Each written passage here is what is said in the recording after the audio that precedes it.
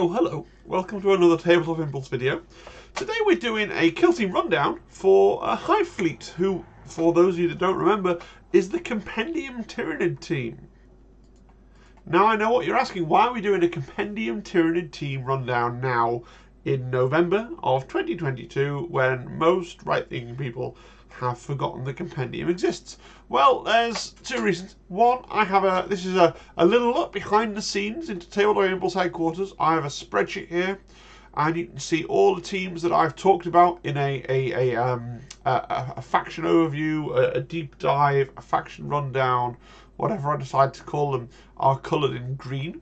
And then the yellow ones are the Compendium teams that I'm probably not going to go back and do because they've been kind of replaced by a bespoke team.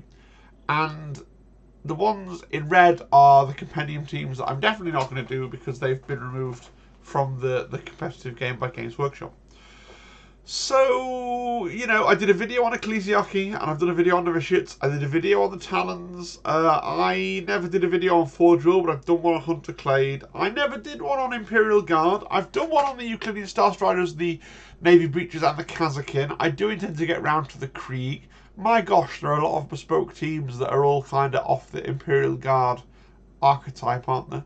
I've done one for the Grey Knights. I've done one for the Intercessors and the Phobos. I never did one for basic Compendium Space Marines. I don't think I will now. Slightly contentiously, I have put Galapox as being the White Dwarf team that relates to the Chaos Demon faction, because that's how I kind of see it. I suppose if there was another Compendium team, you could make the argument strongest for me going back to cover, it would be Chaos Demons. I happen to cover Traitor Space Marines early on in the life of the channel. I've also covered Legionaries and Bloodied. I've done Death Guard. I've not done Warp Coven yet. I've never done Craft World, but I did do Corsairs. I've done Commerate. And I've done Void Dancer Troop, the White Dwarf team. I've done Wormblade. I've done both Compendium and Bespoke Necrons. I've not done Greenskins or Commandos, but I do mean to get around to doing Commandos. And I did all 4 versions of the Tau team. So this gets Hive Fleet crossed off. Games Workshop yesterday released a buff for Hive Fleet to the Lurk strategic ploy. So I guess if they're still relevant to Games Workshop, then they are still relevant to me. So without further ado, I've kind of rambled now for 2 or 3 minutes. Let's get straight into the Hive Fleet faction rundown. So we need to get our brains back into fire team mode. So for those of you that haven't ever used the Compendium or have forgotten how the Compendium works, generally speaking in the Compendium, with the exception of the Space Marine teams, you pick 2 fire teams to make up your kill team. So Tyranids have 3 fire teams available to them. You've got the Tyranid Warrior fire team, which is 3 Tyranid Warriors, and one of them can be your leader if you wish. You've got the Genestealer fire team, which is 5 Genestealers, and one of them can be your leader if you wish. And you've got your Tyranid Swarm fire team, which is 8 Tyranid Swarm operatives, which is Hormagaunts or Termagaunts. Although if you take Termagaunts with Devourers, that counts as 2 of your slots. And you can't double up on Tyranid Swarm, so all of the others you can double up. So you could play 6 Tyranid Warriors or 10 Genestealers, but you could not play 16 Gaunts. Now there's a lot of choice here, and if you're going to a tournament, you actually have to make some hard decisions before you get to your event, because you only have 20 spaces on your roster. So just quickly, the different combinations that you could run as a valid list: you could do 6 Tyranid Warriors, 3 Tyranid Warriors and 5 Genestealers, 3 Tyranid Warriors and 8 Gaunts, 10 Genestealers, 5 Genestealers and 8 Gaunts. Notice though, you can't roster, so if you wanted to have the option of taking 10 Genestealers, you could take 10 Genestealers on your roster, and then if you rostered 8 Gaunts, you'd have not enough space to roster the 3 Warriors. You could roster 10 Genestealers and 6 Warriors, and no Gaunts at all. So you have to make some choices before you even get to your game if you're going to that tournament setting where you need to have your roster written out in advance. I do think everything has a place. 10 Genestealers was a popular choice back in the day of Compendium plus Krieg and Commandos when that was the meta. 10 Genestealers was one of the 2 or 3 teams that people really talked about back then. And I think it's probably still the strongest build for this team. So I would certainly want to include 10 Genestealers on my roster. And then I think I'll probably be looking to include some Tyranid warriors, honestly, to run alongside those, potentially, and leave the gaunts on the side. But it's difficult because it's not as if the gaunts are totally useless. They do have a place as well. And that says nothing of the options. There are myriad options then within each of those fire teams that we're going to discuss on the individual slides. Hive fleets are one of the few Compendium teams that have an ability slide. So I've left the ability slide in. They have an ability. Their ability is called Synapse. So each time this operative is activated, if it's injured and within red of a friendly Hive fleet Synapse operative, for that activation, do not subtract circle for its movement characteristic as a result of being injured. While the operative is injured and within red of a friendly Hive fleet Synapse operative, do not worsen the ballistic skill and weapon skill of ranged and melee weapons it's equipped with as a result of being injured. So that's really good. It's also, from a flavour point of view, it's great to see the Tyranids Synapse thing just being a straight buff. In so many different games set in the 40k universe, it's been like a disadvantage where you've had like instinctual behaviour. So if you were outside of Synapse, you were worse. This is just saying if you're in Synapse, it makes you better. Okay, which is great. It's really positive for Tyranid players. To cut a long story short, everyone benefits from Synapse, but only the Tyranid warriors provide Synapse. The Tyranid warriors do also provide Synapse to themselves, so this means that Tyranid warriors can never be injured effectively. Let's look at the first set of data sheets, which are Genestealers. So a Genestealer is movement 3, 2 APL, GA of 1, a defense of 3, a 5-up save, and 9 wounds, and the leader gets an extra wound. And also, generally speaking, a Genestealer hitting on 3s, the leader's hitting on 2s. So they have Synapse in the sense that they can benefit from Synapse. They do not themselves, they don't have Synapse in their fight type words down here, so they don't generate Synapse fields, but they can benefit from Synapse. Lightning reflexes, they have a 5-up invulnerable save, and whenever they're activated, they can perform a free dash action. So you are pseudo 3 APL, you know, you've got a free dash on there. And you have super conceal. While its operative has a conceal order, it's always treated as having a conceal order, regardless of any other rules, e.g. vantage point, which is great. You can see why 10 of these were strong, right? So you've basically got 3, you can run 10 of them. They basically have 3 APL. They have an invulnerable save. They have super conceal. Now, they do have a weapon choice to make. You can either go for the double rending claws, hitting on 5s, 5 dice hitting on 3s, 4/5 damage, relentless and rending. Or you can go for a rending claw and a scything talon, which gives you a choice then between the single rending claw, which is the same as the rending claw above but without relentless, or your scything talon, which is 4, 6 and balanced, but no rending. Personally, I would always go for the double rending claws because I don't think there's many things in the game that have 6, 12 or 18 wounds. So I don't think there's many times where that extra wound on your crit in close combat is going to mean you can kill your opponent in fewer hits. So I would actually prefer to go for the double rending claws with the 4/5, with the rending and the relentless. I think that's going to be the better pick. If I'm wrong, if you've done the maths on this, let me know down in the comments. But I think you always want to go double rending claws. Maybe if you're fighting against Custodes who have 18 wounds and you've got the chance to kill them with 3 crits, but you're not gonna, they're gonna kill you first. So no, I would always go for the double rending claws. And that's really all there is to say. I think Genestealers are really good. I think you could take 10 Genestealers to a tournament now, even against bespoke teams, and you'd still do okay, you know. They're solid. They have invulnerable saves. They have turbo conceal. I think they could do really well. I think, fittingly as well, they could do pretty well in the dark. There's a piece of equipment as well you'd want to give them in the dark, which would make them really quite good, I think, in the dark. It's surprising to me that nobody's tried 10 Genestealers on a Space Hulk board just to see what it's actually like. You know, in like a battle report, nobody's done it on their channel or whatever. So that's something else to consider. Tyranid warriors. Now, there's a lot of options here that it's kind of hard to work out. Okay, so a Tyranid warrior fire team includes 3 Tyranid warrior operatives, right? You can have, basically, they can all be fighters. One of them can be a gunner, and if you haven't got a leader, one can be a leader, right? Now let's look at the stats block first. Move 3 circle, APL 2, GA 1, Def 3, save 4+, 18 wounds, hitting on 4s or 3s, and then the leader has the usual +1 bump to ballistic skill and weapon skill, and +1 wound. Now,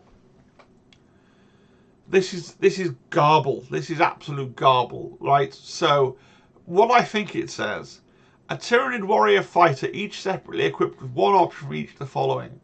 So you effectively got your ranged weapon pick, which can be bone swords, but you can have bone swords, which is a melee weapon, a death spitter, a devourer, rending claws, scything talons, and then I think this says a spine fist and a bone sword, or a lash whip and a bone sword, right?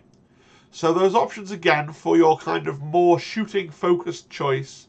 You can have bone swords, a death spitter, a devourer, rending claws, scything talons, a spine fist and a bone sword, and a lash whip and a bone sword, I think is what that says. And then in your more melee pick, you can have bone sword, rending claws, scything talons, or a lash whip and a bone sword. Right? I think what you want to take for your basic Tyranid warrior fighter, for the melee pick first, you're choosing between bone swords, rending claws, scything talons, or the lash whip and the bone sword. I think you want to go for the bone swords. 4 dice, hitting on 3s, 4, 6, lethal 5 up. Right? I think that's the best choice, because I really rate lethal 5 up, especially on a combat weapon. Okay? Now we look at the other options that you've got. Well, you can take, for sure, you can take a devourer, or a death spitter. To be honest, I'd take the death spitter. So you could take a death spitter if you wanted a ranged weapon. Okay? If you didn't so much care about having a ranged weapon, I would take a lash whip and a bone sword to go with my bone swords, because what the lash whip and bone sword will do is it will let you trigger weapon beast if it's equipped with 2 melee weapons and one to your attack characteristic, so you'll be able to have effectively your bone swords, by having a 3rd bone sword, your bone swords would go to 5 attacks, which I think is really good. And you'd have your lash whip, which is itself a short range weapon, but also it means that you can subtract 1 from the enemy's attacks characteristic when you're in combat with them. So I think with Tyranid warrior fighter, you're basically weighing up between your whether you want to go for effectively bone swords plus a lash whip and another bone sword, or bone swords plus a death spitter. Okay? And then one of you guys, and then so that's the same for the leader, because the leader has the exact same options. Okay? And then for the Tyranid warrior heavy gunner, it's pretty tough. It's hard because the Venom Cannon is AP1. It's your only real source of AP1. I think it's hard to pass that up, that Venom Cannon. But it does mean that your heavy gunner's going to have heavy, so he's going to be not wanting to move and fire his Venom Cannon. But he can also have bone swords, so you can use him as a decent combat piece. You know, he doesn't lose that much for carrying the Venom Cannon over the fighter. He loses 1 attack dice effectively, assuming you're comparing him with the combat build. He loses 1 attack dice and the lash whip rule. So, yeah, I'd be tempted to give him the Venom Cannon and then bone swords. And even if you don't use the Venom Cannon every turn, you've got the option to stand still and shoot your AP1 shots if that's what you'd like to do. Tyranid Warriors don't thrill me in concept. I think the thing to remember about them, though, is that they give you Synapse. So they actually have Synapse down here on their type line, which means that they can't be injured themselves, and things around them basically can't be injured either, which is pretty good. I can see 5 Genestealers and 3 Tyranid Warriors being a decent team. Honestly, if I was to run this team, it will probably be the 10 Genestealers at first. But I can see wanting to add in Tyranid Warriors, not least of which to give yourself the security option as well, which Genestealers, if we look back at their sheet, you're stuck with Seek and Destroy Infiltration on a 10 Genestealer team. So by adding in the Tyranid Warriors, not only do you buff your Genestealers, but you also you gain access to that security tree. Then you've got Tyranid Swarm, which I think are a trap. So you can have 8 guns, but if you take Termagants and give them the Devourer, which is the only long-range weapon, that counts as 2. So you can only have 4 Devourer guns, which I think isn't worthwhile. Considering you're passing up like 3 Tyranid Warriors to take 4 Devourer guns. So if you're taking them for melee, they're just worse than Genestealers, right? I mean, yes, you get 8 instead of 5. But they're much worse than Genestealers in my opinion. You'd be better off with Genestealers if you wanted to run small melee Tyranids. I don't see the Tyranid. I don't see the advantage of the Tyranid Swarm. If I'm missing something and you know what it is, let me know in the comments below. Equipment. So they've got some really interesting equipment, right? Flesh hooks 2 EP. It gives you a ranged weapon, so great for Genestealers or Homoguns. 4 attacks hitting on 2s, 3/4, range blue, lethal 5 up. And then for the same price, you can select to have Acid Maw, which is also 2 equipment points. 4 dice hitting on 2s, 3/3 damage, and range red. So it's got the full range, and it's got splash 1. Now remember, the Acid Maw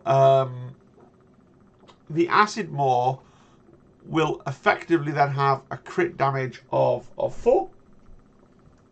Yeah, it will effectively have a crit damage of 4 because when you get that crit, your splash will deal an extra mortal wound. Yes. So really, you're just comparing whether you want to have the longer range and the splash, or whether you want to have lethal 5 up. Now, certainly in Into the Dark, you definitely want the Acid Maw. Whether you want to sometimes take the flesh hooks on open board, it's up to you. But I find it hard pressed to give up 5 Acid Maws. I think the Acid Maw is really good. You've got some other options. Extended Chitting, 2 or 3 equipment points. You know, it lets you re-roll a... each time you make a shooting attack in the roll defense dice step, you can re-roll a defense dice, it's fine. Feed of Tendrils, if you incapacitate an enemy operative, you regain D3 lost wounds, it's fine. Toxin Sacks, when you fight in the roll attack dice step of the combat, if you retain a critical hit, you can retain one of your failed hits as a successful normal hit, it's fine. Adrenal Glands, add an inch to the operative's movement, also really good. I quite like the idea of 5 Genestealers all with Acid Maws. I think that's really powerful, especially on Into the Dark. And whether you then want to take another 5 Genestealers without Acid Maws, or you want to take 3 Tyranid Warriors, I think that's where I will be going with this team if I was to run it. Ploys. So 3 strategic ploys. Stalk for 1 CP. 1 friendly Hive Fleet operative that has a conceal order and is more than blue from enemy operatives can perform a normal move action.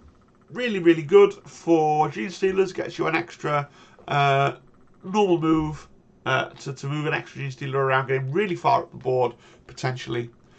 Great synergy with Unseen Hunter.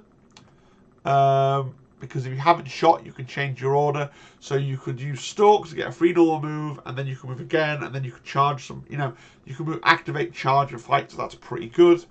It does cost 2 CP to do that trick, but it's pretty good. Feed. 1 CP until the end of the turning point. Each time a friendly Hive fleet operative fights combat, the first time you strike with a critical hit in that combat, you do an initial damage. So that then changes the calculus about,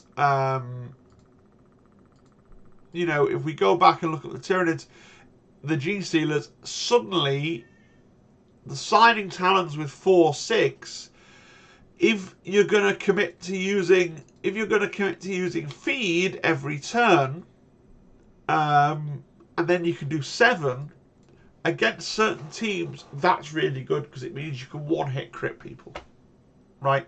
So suddenly that changes the calculus of what I was saying before, because 6 is not particularly impressive, but 7 is a really impressive number to be able to crit on. So maybe you actually want to take the talons on your Genestealers. Maybe what you want to do, if you really wanted to go deep into this team and run Genestealers, you'd roster some of each, right? And then if you're fighting against Guard or Novitiate or something with 7 wounds, you take the ones with 6 crits with a view to using feed every single turn. Lurk. So Lurk is the one that was buffed in the latest round of FAQs. Until the end of the turning point, each time a shooting attack is made against a friendly Hive fleet operative, in the roll defense dice step of that shooting attack before rolling your defense dice, if it is in cover and has a conceal order or is ready, 1 additional dice can be retained as successful normal save as a result of cover, regardless of any rules between the operative having an engage order. Pretty good. Not useful for Genestealers, which is where I think the strength is in this team, but a pretty good ploy with a buff, so that's nice. Tactical ploys. Unseen Hunter I've already talked about. Really, really good for the sort of Genestealer build I have in mind going through this list. Will of the Hive Mind is great. It lets your Tyranid warriors function as comms for 1 CP effectively. I can see that being really useful as well, especially if you went for the 5 Genestealers, 3 warriors build. An aggressive biostrain basically gives you a do-over if you whiff a shooting attack. So if you have your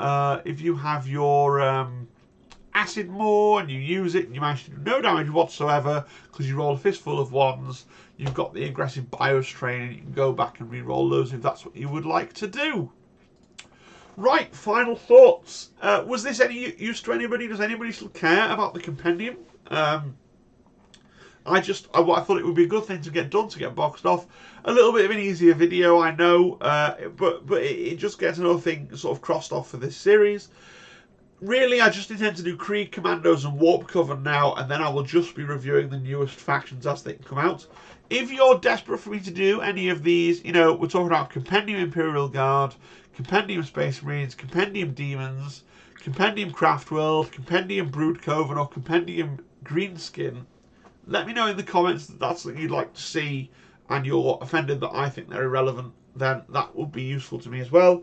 And finally, just to say, I need 19 subscribers only to get to 1k, so if you haven't yet subscribed and you've watched to the end of the video, then chances are you enjoyed the video, so please do go and subscribe. If you've already subscribed, like the video, comment, those kinds of things, boost engagement and mean that YouTube will show my stuff to more people. Thank you very much for listening. I hope you enjoyed the video and I hope that you have a great rest of your Sunday. Cheerio.